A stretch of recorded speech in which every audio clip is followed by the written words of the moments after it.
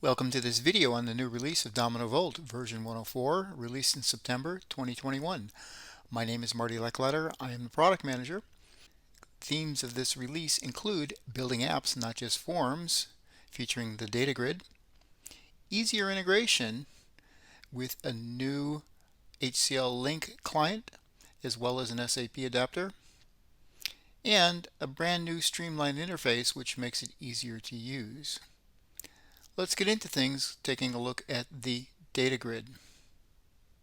The data grid in combination with app pages and navigation make this a blockbuster release. Here I've got an app page with a data grid. I've got a deal form. I can look at any value that's been filled out in the deal form. Simply just double clicking on the item in the list. The default behavior for the data grid is to open up the form. Navigation's been added in the form to bring me back to the list, as well as going to the form to create a new deal. I've added a second app page and embedded charts. Using navigation, I'm back to the data grid. The data grid allows me to sort different fields. I can determine how many rows I want to show, flip through the pages, and I can set filters.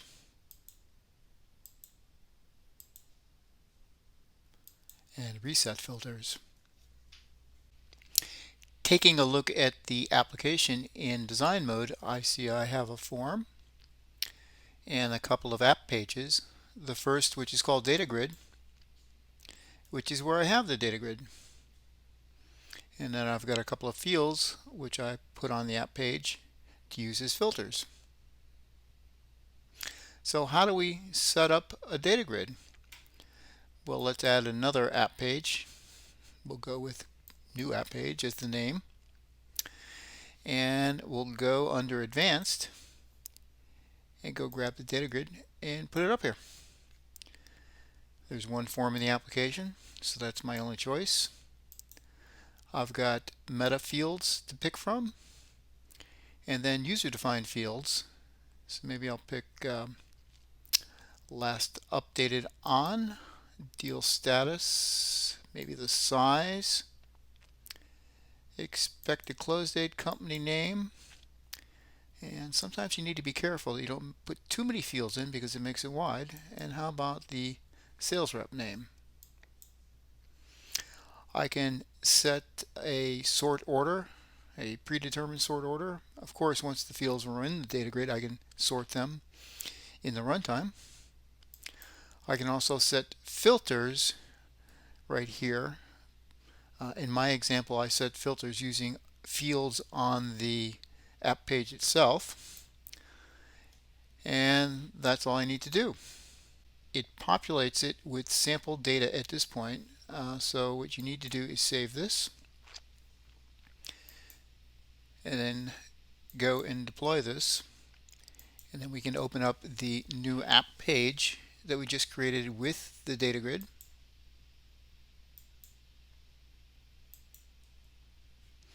And here we see the data grid, and I'm able to sort these fields. So now that I've shown you how to add a data grid to an app page, let's take a look at a few other things related to the data grid. So with the data grid highlighted, you can see how you can change the title InPlace here. Over in properties, I can set the default rows per page, whether it be 20, 10, or 5, and we saw how you can change that at runtime.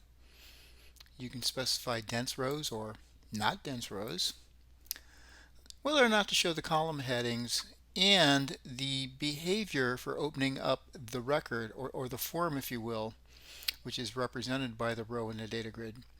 And that behavior is invoked with a double click and can open in either the same tab or new tab. I personally like opening it up in the same tab. You've got the ability to change the labels of your column heads right here. You simply just click in and change the text and you can specify some other properties. As an example, maybe it's a date field, such as close, and you can specify different date formats. As a column head, I like to go with a short date format. Um, Looking at some other items related to the data grid, I've got a couple of form fields here that I'm using as filters. So this is product line. It's got an ID of F underscore product line. This has an ID of F underscore rep. And if I take a look at events under data grid, I'm using the data on change. I could also use the on show. With these two events, I know that the data grid is ready for filtering, and you only need to set the filters once. And so in this case, what you do is declare the filters, which can be one or many, in an array. So as an example here, I have the filter name, which is the value that I just showed on the app page, the operator, and then the value in the form record. And both cases the value is referred to by its ID. So I've got a couple of filters, and I'm stringing them together with an AND. So the app page F data grid, in this case, that's the idea, of the data grid, and the set filters function. This actually puts it in play. All right. In a future release, we'll introduce, and this is probably in 105, the next release, user filtering capabilities, so you could just filter automatically based on whatever column head it is that you want to click on and set. And then while I'm on this page, I'll also point out navigation. So if we click on a button, we see that we have navigation to, in this case, the deal form. So it's showing me all the pages in the app, and kind of like double clicking on the item in the grid, I can specify the behavior, whether I want it in a new tab or the same window. So I like same window. In this case, this is a link, and I'm doing the same thing. So links and buttons can be used for navigation in the exact same way. And then on the form, I've got a link here, and that's simply sending me back to the data grid. Let me show you a couple of other examples to give you an idea of the cool things you can do with app pages, the data grid navigation.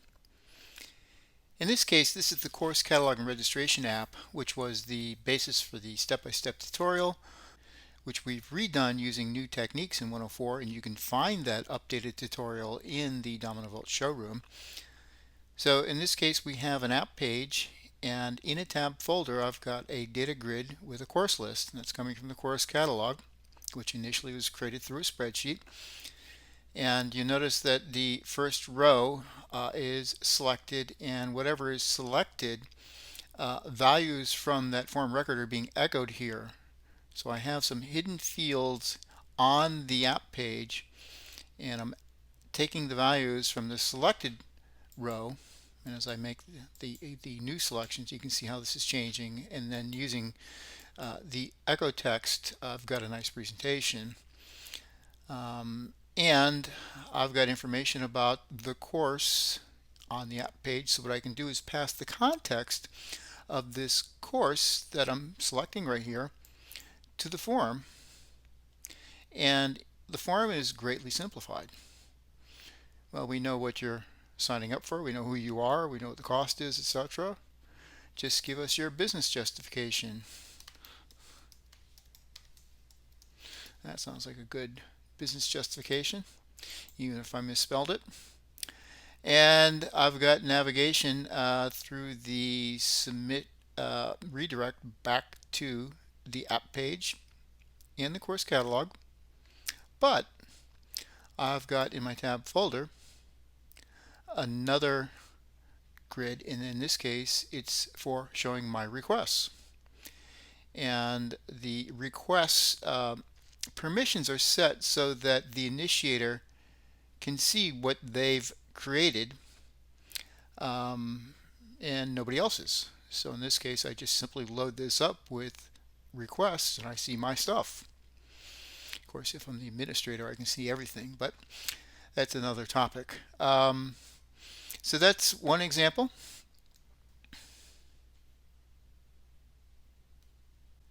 Taking a look at a second example, I see many of the same themes. So I've got a form for an inventory of hardware and software that's been approved, i.e. my catalog. And what I can do is see the filtered results of that catalog in the data grid. And I can change the filters, and on the fly I'm seeing what I need to see. Now what's interesting about the data grid is even though I'm only displaying a couple of fields, all the fields from the record are available to me via the JavaScript API to do things with. So if I decide I want to order a MacBook Air, I can simply just click on this.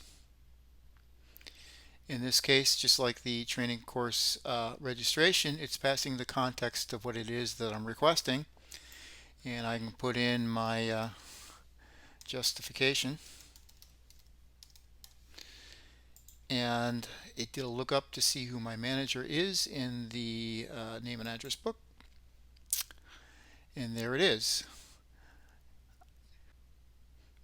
And there I have October 1, the submitted request for the MacBook Air. In this application, I created a second app page, which is the approvers dashboard.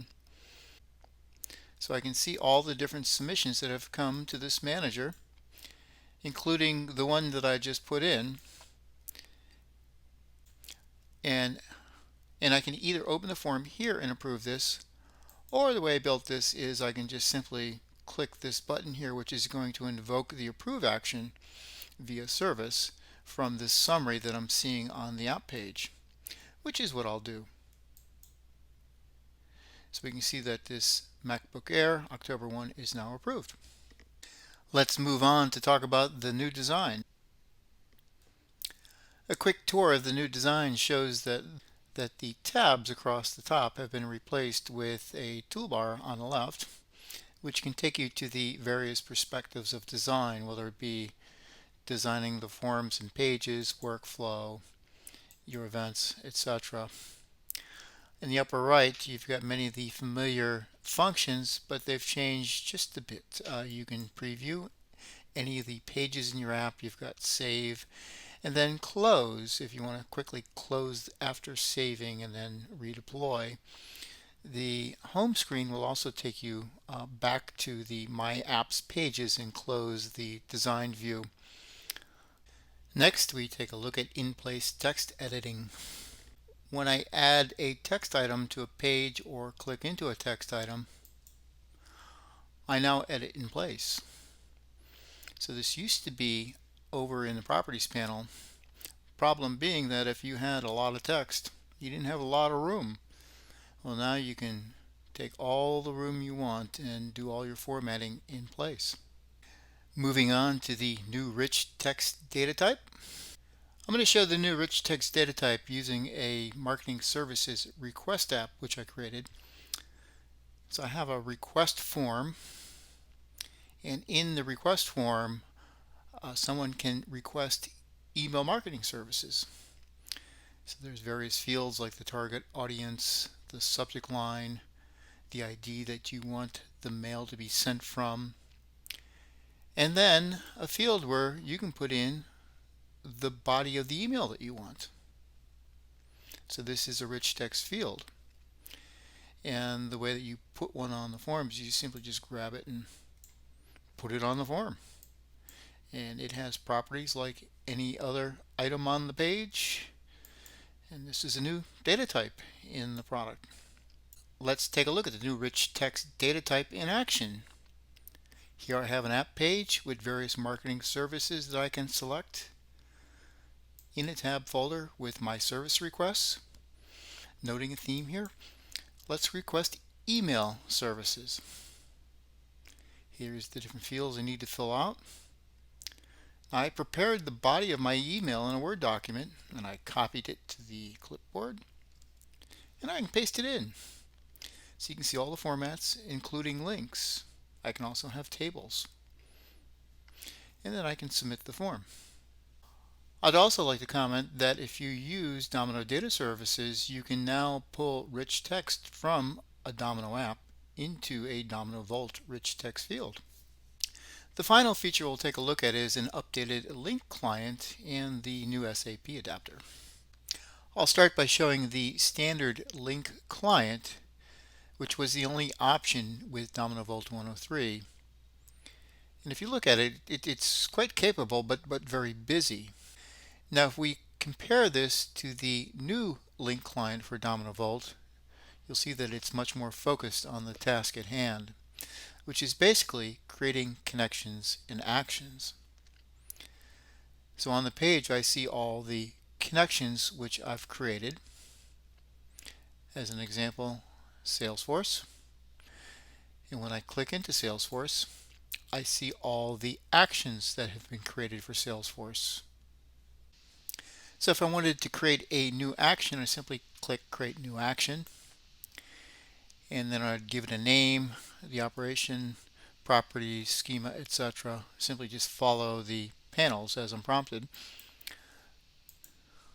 If I want to go back to the list of all connections and create a new connection, I simply give it a name, and we'll just go with demo. And I'm presented with a list of adapters, and here you can see adapters for just about anything from Excel, FTP files, Azure services, SQL Server, JDBC, SAP, ServiceNow, Salesforce, REST, etc. Now if I had an SAP account, I could show you the new SAP BAPI adapter. But trust me, this works great, and for those that are familiar with SAP BAPIs, this is very straightforward. So the link client is used by somebody who's familiar with the different data sources, somebody in IT or an admin, and they essentially curate the connections and actions. And what that means is that the Domino Volt designers, so those people building apps in Domino Volt, they are then presented with these connections and actions in the service catalog. So as you recall, I had a Salesforce connection. I also had a MailChimp connection, and you can see the different actions. So for the designer, it's not all about the back-end protocol and gets and puts and posts. It's about adding a campaign or adding new members or getting information from the CRM system or updating an account. These are the things that make sense to business users. So in summary, we saw how you can build really cool apps and not just forms by using the data grid with app pages and navigation. How you can capture rich text. We took a look at the new modern simplified design and how InPlace text editing makes it easier to add content to your apps, and the new simplified link client, and a brief look at the SAP adapter. Hope you found this valuable. Thank you.